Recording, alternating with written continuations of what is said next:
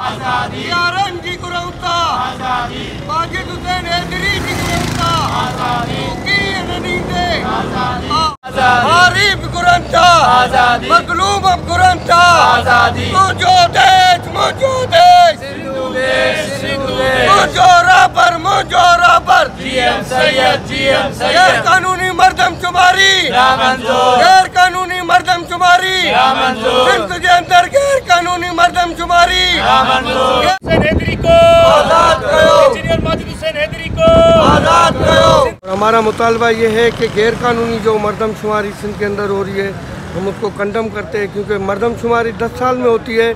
और इन्होंने पहले गैर कानूनी 18 साल में इन्होंने मर्दमशुमारी करवाई थी और अब 4 साल के बाद में फिर मर्दमशुमारी करके हमारी सिंधी कौम को अक़लियत में तब्दील करने की कोशिश कर रहे हैं। हम इसकी पुरज़ोर मज़म्मत करते हैं और हमारे माजिद हुसैन हैदरी को जो है वो 4 तारीख से अगवा करके यहाँ के इदारे लेके गए, जो अभी तक पता नहीं है कि माजिद हुसैन हैदरी कहाँ हैं। उनके घर वाले उनके वाल साहब यहाँ बैठे हुए वो बहुत परेशान हैं और यहाँ जो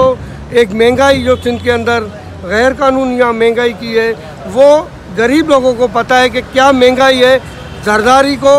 बिल्लू जरदारी या आसिफ जरदारी या मुराद अली शाह को इस महंगाई का पता नहीं कि महंगाई क्या है, मगर जो निचले तबके के मिडिल क्लास लोग हैं उनकी महंगाई ने कमर तोड़ दी है। लोग खुदकुशियाँ करने पे मजबूर है।